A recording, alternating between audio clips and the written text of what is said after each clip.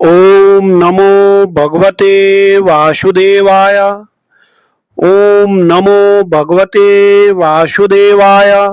ओम नमो भगवते वासुदेवाय।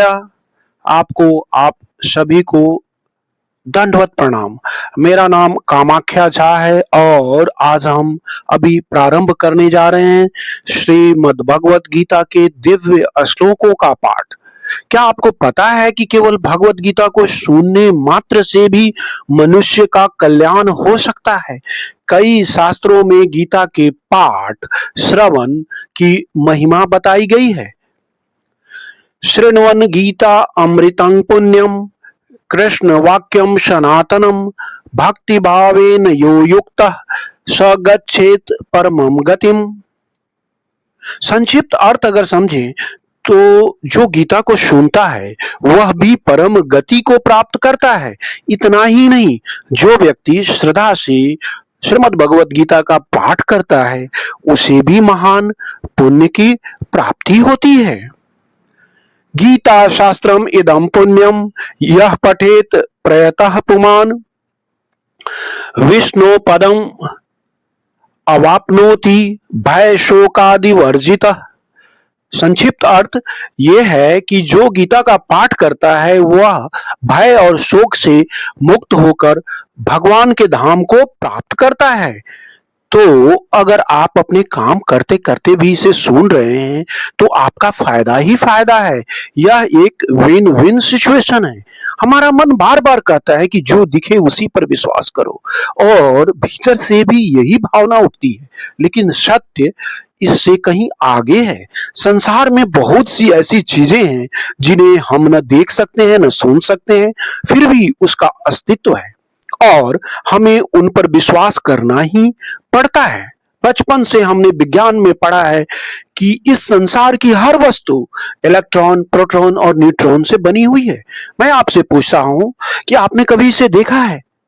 मैंने भी नहीं देखा है, लेकिन फिर भी हम उस पर विश्वास करते हैं और बिना देखे ही एक दिन हम मर जाएंगे, फिर भी हमारा विश्वास बना रहता है। इसी प्रकार फिजिक्स में हमने पढ़ा है कि 20 हर्ट्ज से नीचे और 20,000 हर्ट्ज से ऊपर की ध्वनियां हमारे कान नहीं सुन सकते, जबकि कुत्ते, चमगादड़, डॉल्फिन जैसे कई जीव इस सीमा से परे की ध्वनियां भी सुन सकते हैं। इसका अर्थ है कि हम बहुत ही सीमित हैं, भले ही अपने को कितना भी महान समझे, लेकिन वी आर डिप्राइव्ड। 20 हर्ज के नीचे भी बहुत कुछ हो रहा है और 20,000 हर्ज के ऊपर भी बहुत कुछ हो रहा है जिसे हम सुन नहीं पा रहे हैं, हमारे बगल अगल में ही हो रहा है। ठीक इसी प्रकार हमारी आंखों की देखने की क्षमता भी सीमित ही है। मानव नेत्र का दृश्य रेंज, विजिबल रेंज लगभग 370 नैनोमीटर से 750 नैनोमीटर तक ही होता है। केवल इसी सीमा के भीतर की रोशनी हमारी आंखों पर परावर्तित होकर हमें दिखाई देती है, लेकिन इस सीमा के नीचे और ऊपर भी बहुत कुछ अस्तित्व में है जिसे हम देख ही नहीं पाते।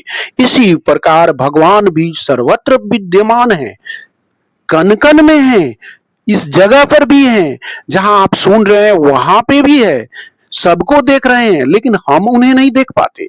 भगवत गीता में खुद भगवान ने कहा है कि वे अपनी योग माया के द्वारा स्वयं को अदृश्य रखते हैं। उस श्लोक की भी हम ये अध्याय पढ़ने से पहले चर्चा कर लेते हैं।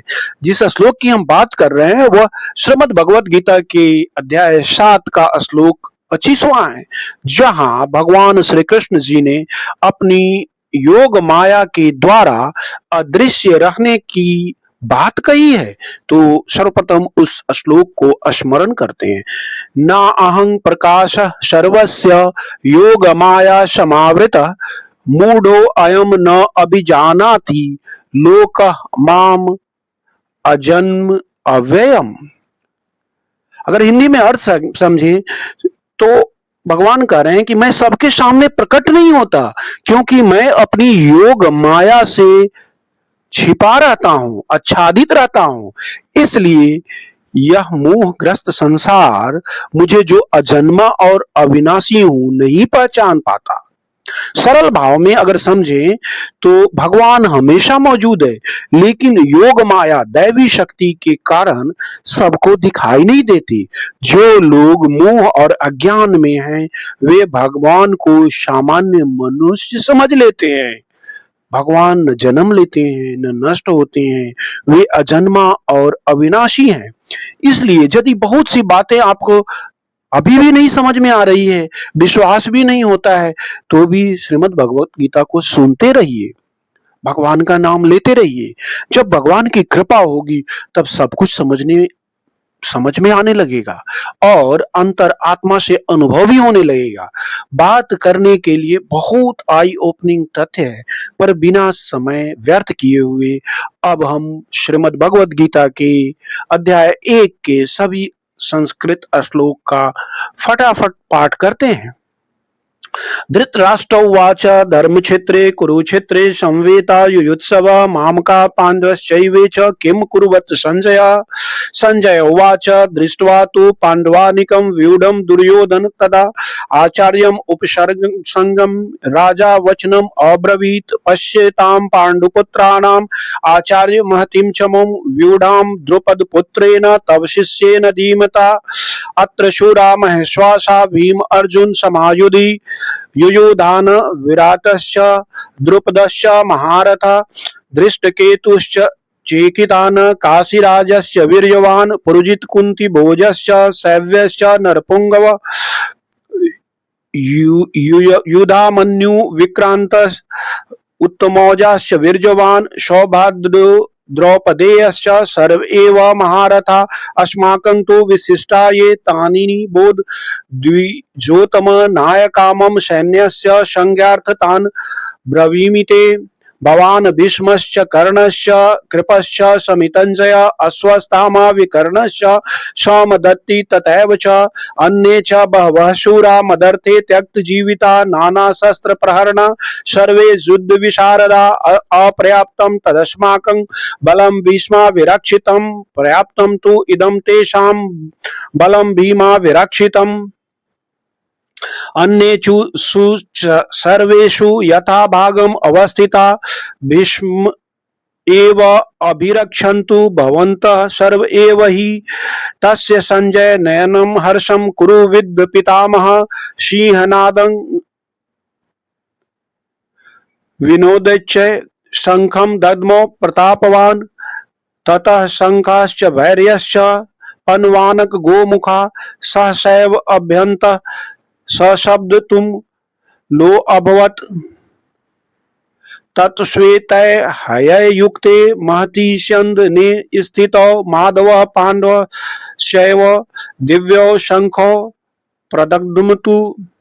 पांचजन्य हृषिकेशो देवदत्तं धनंजय पौंड्रदग्मो महाशंखं भीमकर्मा वृकोदरः अनंत विजयं राजा कुंतीपुत्रो युधिष्ठिरः नकुलः सहदेवश्च सुघोषमणि पुष्पकौ काश्यश्च परमेश्वासः शिखंडी च महारथ धृष्टद्युम्नो विराटश्च सात्विकीश्च पराजितः द्रुपदो द्रौपदेयश्च सर्वशः पृथ्वीपते सौभद्रश्च महाबाहु शंखं न दद्मु पृथक पृथक।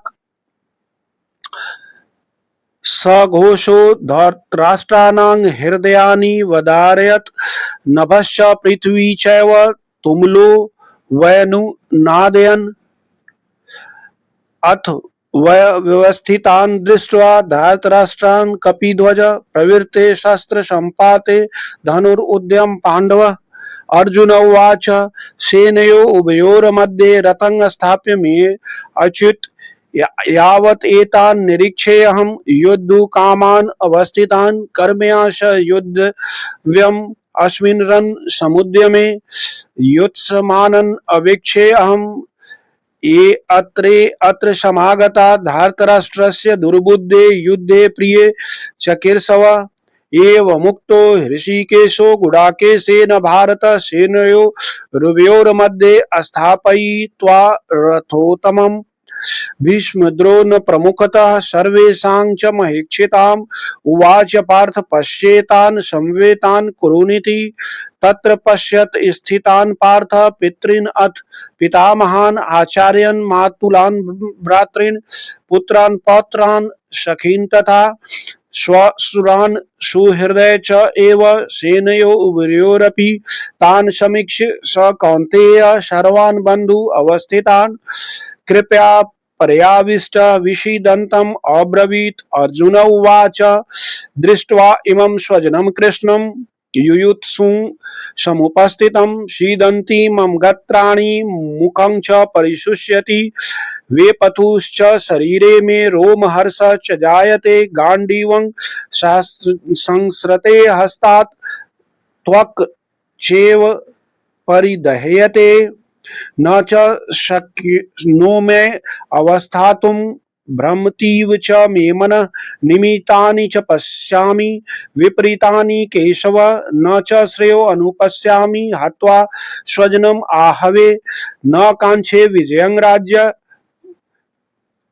कृष्ण न च राज्यं सुखानि च किं नो राज्ये न गोविन्द किं भोगे जीवितेन वा येषामर्थे काञ्छितं नो राज्यं भोगा सुखानि च आचार्य पितरः पुत्रा तथा एव च पितामहा मातुला श्वशुरा पौत्रा शाला सम्बन्धिनः तथा एतान् हन्तुम् इच्छामि घनतो अपि मधुसूदन अपि त्रैलोक्य राज्यस्य हेतो किं नु मही कृते न निहत्य धार्तराष्ट्रान् का प्रीति स्या जनार्दन पापमेव आश्रदेय अस्मान् हत्वा एतान् आतातायिनः तस्मान्न हर अर्हा वयम हन्तुं धार्तराष्ट्रान् सबान्धवः स्वजनं हि कथं हत्वा सुखिनः स्याम माधव यद्यपि एतेन पश्यन्ति लोभोपहत चेतसः कुलक्ष्य कृतं दोषं मित्रदोहे च पातकं कथं न ज्ञेयम् अस्माभिः पापात् अस्मान् निवर्तितुं कुलक्ष्य कृतं दोषं प्रपश्य अभिजनार्दन कुलक्षये प्रणश्यन्ति कुलधर्मा सनातन धर्मे नष्टे कुलं कृष्णम अधर्मो अभिभव अत्युतत् अधर्मा अभिभवात् कृष्ण प्रदूष्यन्ति कुल स्त्रियः स्त्रीषु दृष्टासु वार्णेय जायते वर्ण शंकरः शंकरो नरकायेव कुलग्नानां कुलस्य च पतन्ति पितरो हि येषां लुप्तपिण्डोदक्रिया दोषै एते कुलग्नानां वर्णशंकरकारकै उत्सादन्ते जातिधर्मा कुलधर्मा च शाश्वता उत्सन्कुल धर्माणां मनुष्याणां जनार्दन नरके नियतं वासो भवति अत्य अनुशुश्रुम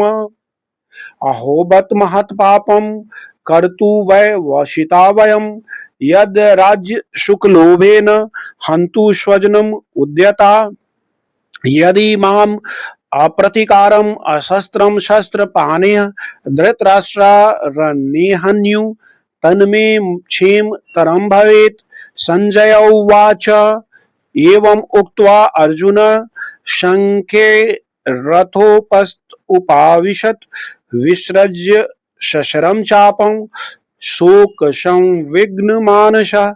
इस प्रकार श्री हरि की असीम कृपा से हम सभी को गीता अध्याय 1 के सभी श्लोकों का श्रवण करने का सौभाग्य प्राप्त हुआ। अंत में आप सभी को पुनः सादर दंडवत प्रणाम। अगले भाग में फिर मिलते हैं श्रीमद् भगवत गीता के अत्यंत महत्वपूर्ण द्वितीय अध्याय के उन दिव्य संस्कृत श्लोकों के साथ जिनमें भगवान श्री कृष्ण अर्जुन को आत्मा, कर्तव्य और जीवन के गहन रहस्यों का ज्ञान प्रदान करते हैं। अभी के लिए मैं कामाख्या झा आपसे विदा लेता हूं, तो सुनते सुनाते रहिए गीता तथा सदा लेते रहिए श्री हरि का नाम। ओम नमो भगवते वासुदेवाय। ओम नमो भगवते वासुदेवाय। ओम नमो भगवते वासुदेवाय।